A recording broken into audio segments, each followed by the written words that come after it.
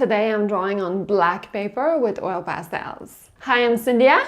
If you like oil pastels, subscribe and hit the bell because I'm planning big things in the next few weeks.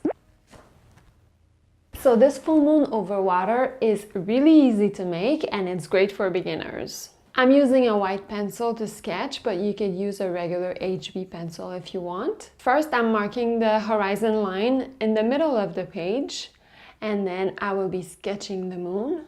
And of course, you can vary the placement of your horizon line and the size of the moon. You decide whatever you prefer. And then I sketch the reflection of the moon in the water.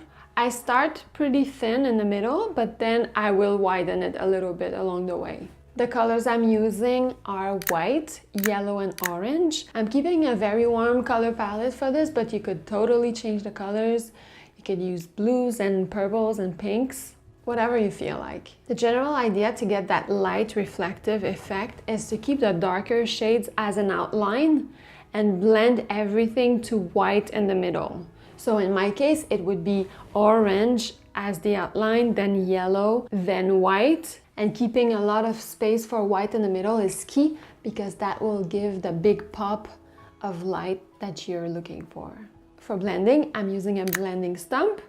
I'm focusing all that blending on the edges. For the water reflection, I use a light orange and I try to not put too much pigment down, leave a lot of room for different shades. Then I add some dark orange strokes, focusing most of it on the outer edges. So it's always the dark outside towards the white inside. And you could translate that, let's say you're using a dark blue, you could do dark blue, light blue, or dark blue, pink to white. You get the idea. And the reflective part of the water is kind of divided in two. The upper part will be a little darker, so more light orange and yellow.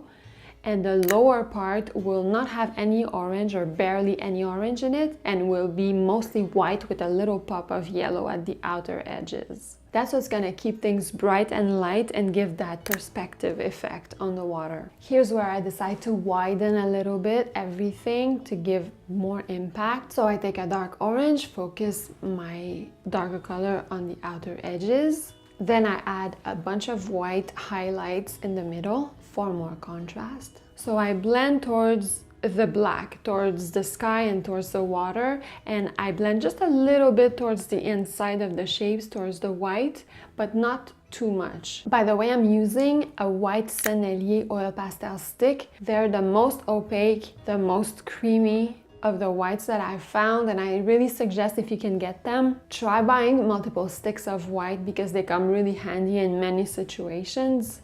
They're my favorite whites. Here is when things kind of all come together with blending. If you don't have a blending stump, you could use a piece of paper, you fold it a bunch of times and you use a pointy side of it as your blending stump. Again, I focus all my blending on the outer edges, a little bit in the middle, but a lot less than on the edges. The trick here I find is to not overblend. It's easy to overblend. If you do, it gets things a little bit muddy, but it's not a big deal. If you want to fix that, you could just add a bunch of white highlights or yellow highlights and things will get contrasted again. We're almost there with the piece, but stick with me until the end because there's gonna be a magical touch, magical starry touch.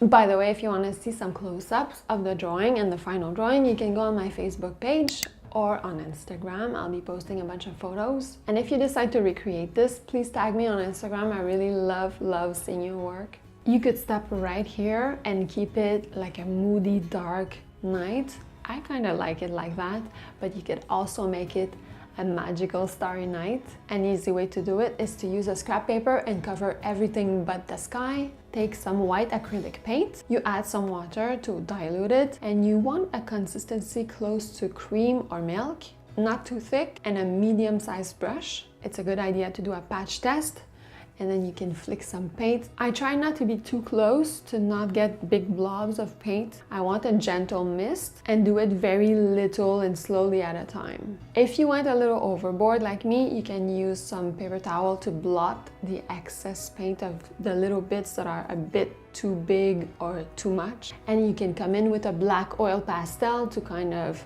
tone everything down. This drawing is really easy. It can be done in 15 minutes, but it has major impact and I really like the mood of it. If you want more inspiration, stick around and watch this next.